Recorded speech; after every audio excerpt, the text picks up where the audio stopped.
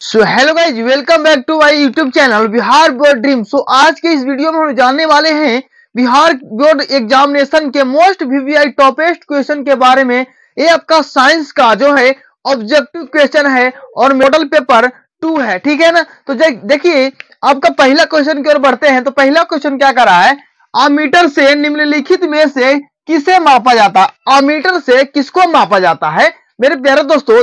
देखिए ऑप्शन है, धारा को मापा जाता है कि आवेश को मापा जाता है कि विभव को मापा जाता है कि विद्युत शक्ति को मापा जाता है। चलिए जल्दी से ऑप्शन नंबर में प्यारा कमेंट करके बता दीजिए कि किसको मापा जाता है अमीटर से। जल्दी बताइए। देखिए आपका अमीटर से मापा जाता है विद्युत धारा को। किसको मापा जाता है? विद्युत धारा को। इसलिए आपका ऑप्शन नंबर जो ए है वो करेक्ट हो जाएगा। देखिए अब दूसरा प्रश्न क्या कर रहा है, वह उपकरण जो विद्युत ऊर्जा को यांत्रिक ऊर्जा में बदलता है, वैसा उपकरण जो विद्युत ऊर्जा को यांत्रिक ऊर्जा में बदलता है उसको क्या कह रहे हैं दोस्तों? जल्दी से प्यारा सा एक कमेंट डालिए कमेंट बॉक्स में और जल्दी बताइए। पहला है जनरेटर है, दूसरा है विद्युत मोटर है, तीसरा है ए और बी दोनों हो सकता है और इनमें से कोई नहीं। जल्दी से प्यारा सा एक कमेंट डालिए कमेंट बॉक्स में कि जो है विद्युत उपकरण विद्युत ऊर्जा को यांत्रिक ऊर्जा में कौन बदलता है। तो देखिए विद्युत ऊर्जा को यांत्रिक ऊर्जा में कौन बदलता है? तो विद्युत मोटर है, विद्युत मोटर है जो कि विद्युत ऊर्जा को यांत्रिक ऊर्जा में बदलता है। तो आपका ऑप्शन नंबर जो है बी सही हो जाएगा। अगले प्रश्न, स्विच लगाए जाते हैं। स्विच जो है आपके बोर्ड में रहता है या कहीं पर जोड़ कर तार को काट कर जोड़ लगा देते हैं, ठीक है ना। तो स्विच जो है कौन से तार में लगाया जाता है, गर्म तार में या ठंडे से तार में? ठीक है, ऑप्शन नंबर देख लीजिए, ठंडे तार में लगाया जाता है कि गर्म तार में कि भूयोजित तार में, इनमें से सभी। देखिए मेरे प्यारे दोस्तों, जो आपका जो स्विच लगाया जाता है वो गर्म तार से लगाया जाता है। क्यों लगाया जाता है? इसका एक रीजन है, साइंटिफिक रीजन क्या है। देखिए मान लिया जाए आप स्विच को ऑफ करके कोई काम करते हैं, ठीक है ना। अब स्विच को ऑफ कर दिए, ठंडा तार में आप स्विच लगाए हुए हैं और स्विच ठंडा तार में लगाएगा तो देखिए अब उसको लाइन मार सकता है, हमको करंट मार सकता है। लेकिन जब हम गर्म तार में क्या करेंगे, स्विच लगाएंगे तो हमको लाइन मारने का डर नहीं रहेगा। इसीलिए हमेशा स्विच लगाइए तो कौन से तार में लगाइए? गर्म तार में लगाइए, ठीक है ना। अगला प्रश्न देखिए, तो आपका कौन सा ऑप्शन सही हो जाएगा? गर्म तार में, ठीक है ना। अगला प्रश्न देखिए, अम्ल का पीएच मान होता है। मेरे प्यारा दोस्तों जल्दी से कमेंट कीजिए कमेंट बॉक्स में, अम्ल का पीएच मान होता है। ऑप्शन देखिए, 7 से कम, 7 से अधिक, 7 और 14। जल्दी से कमेंट, प्यारे कमेंट दीजिए कि अम्ल का जो मान होता है कितना होता है। देखिए मेरे प्यारे दोस्तों अम्ल का मान होता है 7। क्या होता है? अम्ल का मान जो होता है, पीएच मान जो होता है अम्ल का 7 होता है। अगले प्रश्न देखिए, क्रायोलाइट किस धातु का अयस्क है? मेरे प्यारे दोस्तों क्रायोलाइट किस धातु का अयस्क है? जल्दी से कमेंट बॉक्स में डालिए कमेंट और अपना जवाब दीजिए कि तांबा है क्रायोलाइट का अयस्क है कि लोहा है कि एल्युमिनियम है कि मैग्नीशियम है। जल्दी से कमेंट बॉक्स में कमेंट डालिए कि क्रायोलाइट किस धातु का अयस्क है। तो देखिए क्रायोलाइट जो है एल्युमिनियम धातु का अयस्क है। किन धातु का अयस्क है? तो एल्युमिनियम धातु का अयस्क कौन है? क्रायोलाइट। अगला प्रश्न, प्रकाश संश्लेषण की क्रिया होती है। मेरे प्यारे दोस्तों प्रकाश संश्लेषण की क्रिया किसमें होता है? देखिए प्रकाश संश्लेषण की जो क्रिया होता है वो हरे पौधे में होते हैं। किसमें होते हैं? हरे पौधे में। किसमें होते हैं? हरे पौधे में प्रकाश संश्लेषण की क्रिया होता है। अगर अभी तक आपने मेरे चैनल को सब्सक्राइब नहीं किया है तो प्लीज चैनल को सब्सक्राइब करके बेल आइकन को दबा दीजिए और फटाफट से वीडियो को अपने दोस्तों के पास शेयर कर दीजिए।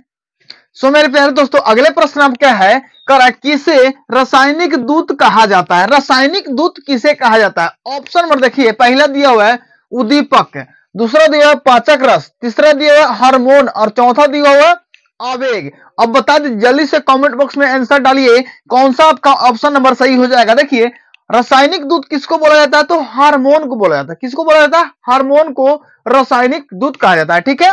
तो आपका ऑप्शन नंबर जो सी है वो सही हो जाएगा, हार्मोन, ठीक है ना। अगले प्रश्न देखिए, चिपको आंदोलन किससे संबंधित है? चिपको आंदोलन किससे संबंधित है? तो देखिए चिपको आंदोलन जो है वनों की कटाई बहुत तेजी से बढ़ रहा था, जिसके कारण सुंदरलाल बहुगुणा ने क्या किया कि वनों को कटाई के लिए वनों को कटाई से रोकने के लिए क्या एक पद्धति अपनाया जिसको चिपको आंदोलन कहा गया, ठीक है ना। क्या उसमें क्या किया गया कि जो पेड़ काटे जा रहे थे तो किसानों को बोला गया कि अगर जब जिस पेड़ को काटा जाता है ना उसको क्या करना है कि उसी पेड़ को पकड़ के सड़ जाना, उसमें सड़ जाना, पकड़ लेना है, जिससे वो काटने वाला आदमी पेड़ को नहीं काटेगा, ठीक है ना। तो सुंदरलाल बहुगुणा ने इसका क्या किया था चिपको आंदोलन का शुरुआत किया था, ठीक है ना, वनों को कटाई के से रोकने के लिए किया था, ठीक है। तो जो चिपको आंदोलन है वनों संरक्षण से संबंधित है। चिपको आंदोलन वन संरक्षण से संबंधित है। अगला देखिए, गोलीय दर्पण में फोकसांतर एवं वक्रता त्रिज्या के बीच का संबंध है। गोलीय दर्पण में फोकसांतर एवं वक्रता त्रिज्या के बीच का संबंध क्या है? ऑप्शन नंबर, प्यारे दोस्तों देख लीजिए, आपका कर रहा है R बराबर 2F, F बराबर R, F बराबर 2/R, R बराबर F/2। जल्दी से बता दीजिए कमेंट बॉक्स में, कमेंट को जल्दी कीजिए, आपका कौन सा आंसर सही हो जाएगा, जल्दी कीजिए तो कमेंट। देखिए, गोलीय दर्पण में फोकसांतर एवं वक्रता त्रिज्या के बीच संबंध जो होता है वो होता है R बराबर 2F। क्या होता है? R बराबर 2F या F बराबर R/2 होता है, ठीक है ना। अगला प्रश्न देखिए, निर्गत किरण एवं अभिलंब के बीच के कोण को क्या कहते हैं? निर्गत किरण एवं अभिलंब के बीच के कोण को कहते हैं, क्या कहते हैं भैया? निर्गत किरण एवं अभिलंब के बीच के कोण को क्या कहते हैं? ऑप्शन नंबर देखिए, आपतन कोण है, परावर्तन कोण है, निर्गत कोण है, इनमें से कोई नहीं। जल्दी से प्यारे प्यारे कमेंट करके दीजिए आप कमेंट बॉक्स में कि कौन सा ऑप्शन सही हो जाएगा। जल्दी देखिए, निर्गत किरण एवं अभिलंब के बीच जो कोण बनता है उसको बोलते हैं परावर्तन कोण। कौन सा कोण बोलते हैं?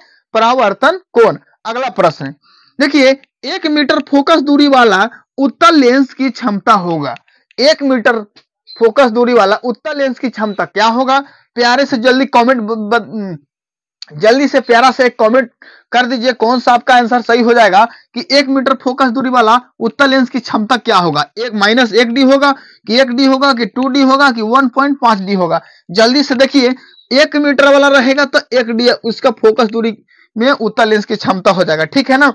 ऑप्शन नंबर क्या कर रहा है? सामान्य आंख के लिए स्पष्ट दर्शन की न्यूनतम दूरी होगी। देखिए, सामान्य आंख, जो हम लोग का आंख है सामान्य आंख है, ठीक है ना, ये कम से कम कितना कम दूरी तक देख सकती है, ठीक है ना। तो कम से कम 25 सेंटीमीटर तक देख सकती है। उससे आगे अगर सटा दीजिएगा तो हम वस्तु को नहीं देख पाएंगे, ठीक है ना। तो कितना देरी तक दूर तक? 25 सेंटीमीटर दूर तक हम देख सकते हैं। किस दृष्टि दोष के निवारण के लिए अवतल लेंस का प्रयोग किया जाता है? देखिए, इसमें अवतल लेंस का प्रयोग जब किया जाता है तो वो निकट दृष्टि दोष को निवारण करने के लिए क्या किया जाता है? अवतल लेंस का प्रयोग किया जाता है, ठीक है। तो क्या होगा आपका? ऑप्शन नंबर जो बी है वो सही हो जाएगा, निकट दृष्टि दोष, ठीक है ना। सो प्यारे दोस्तों, आपका अगले प्रश्न क्या कर रहा है? देखिए, कारण निकट दृष्टि दोष में किस लेंस का प्रयोग किया जाता है? निकट दृष्टि दोष में किस लेंस का प्रयोग किया जाता है? ऑप्शन नंबर देखिए, उत्तल लेंस का, अवतल लेंस का, बेलनाकार लेंस का कि उत्तल एवं अवतल दोनों का? निकट दृष्टि दोष में अवतल लेंस का प्रयोग किया जाता है। कौन से दर्पण लेंस का? अवतल लेंस का, ठीक है ना। अगला प्रश्न देखिए, कह रहा 1 वोल्ट कहलाता है, 1 वोल्ट कहलाता है 1 जूल प्रति सेकेंड, 1 जूल प्रति कूलम, 1 जूल प्रति एम्पियर, इनमें से कोई नहीं। देखिए, 1 वोल्ट जो कहलाता है, 1 वोल्ट जो कहलाता है 1 जूल प्रति कूलम के बराबर होता है। 1 वोल्ट कहलाता है 1 जूल प्रति कूलम के बराबर होता है, ठीक है ना। तो 1 वोल्ट कहलाता है 1 जूल। अगले प्रश्न की ओर देखिए, अमीटर को विद्युत परिपथ में कैसे जोड़ा जाता है? अमीटर को विद्युत परिपथ में कैसे जोड़ा जाता है? जल्दी से कमेंट कीजिए, जल्दी से कमेंट कीजिए। देखिए, पहला है श्रेणी क्रम, दूसरा है पार्श्वबद्ध। ए और बी दोनों, इनमें से कोई नहीं। देखिए, अमीटर जो है उसको श्रेणी क्रम में जोड़ा जाता है, अमीटर जो है उसको श्रेणी क्रम में जोड़ा जाता है, ठीक है ना। चलिए, ऑप्शन नंबर आपका ए जो है बिल्कुल राइट हो जाएगा कि श्रेणी क्रम में जोड़ा जाता है अमीटर को, याद रखिएगा, ठीक है। निम्नलिखित में से कौन सा पद विद्युत शक्ति को निरूपित नहीं करता है? में कौन है जो विद्युत शक्ति को निरूपित नहीं करता है? ऑप्शन नंबर देखिए, I² R V² देखिए, जल्दी से कमेंट में जवाब दीजिए, आपका कौन सा सही हो जाएगा? ए होगा, बी होगा, सी होगा या डी होगा? जल्दी से कमेंट कीजिए। देखिए, विद्युत शक्ति को जो निरूपित नहीं करता है वो क्या है मेरा? IR²। कौन सा है? IR²। अगले प्रश्न देखिए क्या कर रहा है, 1 कूलम तुल्य है, यानी कि 1 कूलम किसके बराबर होता है? 1 कूलम किसके बराबर होता है? तुल्य यानी बराबर, ठीक है ना। ऑप्शन नंबर देख लीजिए, 1 जूल गुना 1 एम्पियर को, 1 एम्पियर गुना 1 सेकेंड का, 1 एम्पियर गुना 1 सेकेंड, 1 एम्पियर बट्टा 1 सेकेंड, 1 जूल बट्टा 1 सेकेंड की। जल्दी से प्यारे प्यारे कमेंट कीजिए और ऑप्शन नंबर बताइए कि कौन सा सही हो जाएगा। देखिए, एक कूलम जो होता है तुल्य होता है 1 एम्पियर इंटू 1 सेकेंड का, 1 एम्पियर इंटू 1 सेकेंड का। ऑप्शन नंबर देखिए, अगला क्वेश्चन नंबर देखिए कोई किलोवाट, अगला क्वेश्चन नंबर देखिए किलोवाट घंटा मात्रक होता है। किलोवाट घंटा किसका मात्रक होता है? जल्दी से कमेंट कीजिए, जल्दी से। किलोवाट घंटा किसका मात्रक होता है? देखिए किलोवाट जो घंटा मात्रक होता है वो विद्युत ऊर्जा का होता है। किसका होता है? विद्युत ऊर्जा का, ठीक है ना। अगले प्रश्न की ओर बढ़ते हैं। एक विद्युत यूनिट बराबर होता है, एक विद्युत यूनिट बराबर होता है, जल्दी से कमेंट में कीजिए कौन सा होगा? 1 वाट घंटा के, 1 किलोवाट घंटा के, कि 1 जूल के, 4.2 जूल के। जल्दी से बताइए कि जो एक विद्युत यूनिट है किसके बराबर होता है? जल्दी से कमेंट कीजिए। जो देखिए एक विद्युत यूनिट जो है 1 किलो घंटा के क्या होता है? बराबर होता है, ठीक है ना। एक विद्युत यूनिट जो है 1 किलो घंटा के क्या होता है? बराबर होता है। अगर अभी तक आपने मेरे चैनल को सब्सक्राइब नहीं किया है प्यारे दोस्तों तो जल्दी से कर लीजिए, क्योंकि हम मोस्ट वीवीआई क्वेश्चन आपके लिए लेकर आते रहेंगे, ठीक है। तो जल्दी से कमेंट कीजिए और चैनल को सब्सक्राइब करके अपने दोस्तों के पास। जीवाश्म ईंधन का एक उदाहरण है, जीवाश्म ईंधन का एक उदाहरण है, कौन सा उदाहरण है जीवाश्म ईंधन का? पहला दिया हुआ कोयला है, दूसरा है लकड़ी, तीसरा है गोबर गैस, चौथा है इनमें से सभी। जल्दी से बता दीजिए प्यारे प्यारे कमेंट करके कि कौन सा है जीवाश्म ईंधन का उदाहरण, जल्दी बताइए। देखिए जीवाश्म ईंधन का उदाहरण है आपका कोयला। क्या है? जीवाश्म ईंधन का उदाहरण आपका क्या है? कोयला है। अगले प्रश्न की ओर बढ़ते हैं। बायोगैस का उत्पाद होता है, बायोगैस का उत्पाद होता है, जल्दी से ऑप्शन बताइए प्यारे प्यारे कमेंट करके जल्दी। देखिए गोबर से, लकड़ी से, कोयले से, चूल्हा से। देखिए बायोगैस का उत्पाद किस चीज से होता है? गोबर से होता है। क्या चीज से होता है? गोबर से, ठीक है ना। तो बायोगैस का उत्पाद क्या चीज होता है? गोबर से। ऑप्शन नंबर ए आपका बिल्कुल करेक्ट हो जाएगा। ऑप्शन देखिए क्वेश्चन नंबर निम्न में से कौन सा उत्पाद लेड नाइट्रेट को गर्म करने पर प्राप्त होता है? मेरे दोस्तों लेड नाइट्रेट को गर्म करने के बाद कौन सा उत्पाद मिलेगा? ऑप्शन में देखिए O2, NO2, NO2 और N2D है, NO2 और O2। जल्दी से कमेंट कीजिए कि कौन सा आपका ऑप्शन सही हो जाएगा। देखिए लेड नाइट्रेट को गर्म कीजिएगा तो नाइट्रोजन डाइऑक्साइड और ऑक्सीजन गैस निकलता है, ठीक है ना। नाइट्रोजन डाइऑक्साइड और ऑक्सीजन गैस प्राप्त होता है, ठीक है ना। उसके बाद अगले क्वेश्चन कर रहा है निम्न में से कौन सही है? निम्न में से कौन सही है? देखिए Na2CO3 इंटू 5H2O ये सही है। देखिए उसके बाद कह रहा है Na2CO3 into 10H2O, Na2CO3 into 7H2O, Na2CO3 into 2H2O। जल्दी से बता दीजिए कौन सा ऑप्शन नंबर आपका सही है। प्यारे प्यारे कमेंट कीजिए जल्दी से। देखिए इसका ऑप्शन नंबर जो बी है वो सही हो जाएगा, Na2CO3 इंटू 10H2O, ठीक है। Option number B. देखते हैं लोहा से जिंक के लेपित करने की क्रिया को क्या कहते हैं? अगर लोहा से जिंक को लेपित कर देंगे, उस पर लेप चढ़ा देंगे तो उस क्रिया को क्या बोलेंगे? ऑप्शन दिया हुआ आपका संक्षारण बोलेंगे, कि गैल्वानीकरण बोलेंगे, कि पानी चढ़ाना बोलेंगे, कि विद्युत अपघटन बोलेंगे। जल्दी से प्यारे प्यारे कमेंट करके बता दीजिए मेरे दोस्तों, जल्दी से। देखिए लोहा से जिंक के लेपित करने की क्रिया को करते हैं गैल्वेनीकरण। क्या बोलते हैं? गैल्वानीकरण, ठीक है ना। आपका ऑप्शन और बी जो है बिल्कुल राइट हो जाएगा। देखिए 26वां नंबर का रहा है निम्नलिखित में से कौन गंधीय सूचक नहीं है? निम्नलिखित में से कौन गंधीय सूचक नहीं है? जल्दी से प्यारे प्यारे कमेंट करके बता दीजिए कमेंट बॉक्स में। ऑप्शन देखिए वेनिला है, प्याज है, शकरकंद है, लौंग का तेल है। जल्दी से बताइए। देखिए गंधीय सूचक जो है आपका प्याज गंधीय सूचक नहीं है, ठीक है ना। प्याज जो है गंधीय सूचक नहीं है। उसके बाद निम्नलिखित में से द्विक्षारकीय अम्ल है, द्विक्षारकीय अम्ल कौन है मेरे दोस्तों? जल्दी बता दीजिए। HCl है, हाइड्रोक्लोरिक अम्ल है, कि H3PO4 है, कि HNO3 है, कि H2SO4 है? कमेंट करके जल्दी बताइए कि कौन है द्विक्षारकीय अम्ल, जल्दी बताइए। देखिए HNO3 जो है आपका द्विक्षारकीय अम्ल है, ठीक है ना। ऑप्शन नंबर सी आपका बिल्कुल करेक्ट हो जाएगा। उसके बाद कर रहा है 28वां क्वेश्चन नंबर पोटास एलम होते हैं, पोटास एलम होते हैं। देखिए पोटास एलम जो होते हैं एक द्विक लवण है, एक द्विक लवण है। पोटास लवण जो होते हैं क्या होते हैं? एक द्विक लवण होते हैं। तो चलिए अगले। सो फ्रेंड्स आपका अगला क्वेश्चन और क्या कह रहा है? निम्नलिखित में से कौन प्रबल लवण है? प्रबल लवण के बारे में पूछ रहा है। देखिए ऑप्शन नंबर है NaCl, CaCl2, BaSO4, LiCl। जल्दी से प्यारे से प्यारे कमेंट करके बता दीजिए कि कौन से ऑप्शन नंबर आपके लिए सही हो जाएगा। देखिए प्रबल लवण जो होता है सोडियम क्लोराइड होता है। क्या होता है? सोडियम क्लोराइड यानी NaCl प्रबल लवण सोडियम क्लोराइड। अगला देखिए निम्नलिखित में से कौन एक से अधिक अम्लीय लवण बनाएगा? एक से अधिक अम्लीय लवण कौन बनाएगा?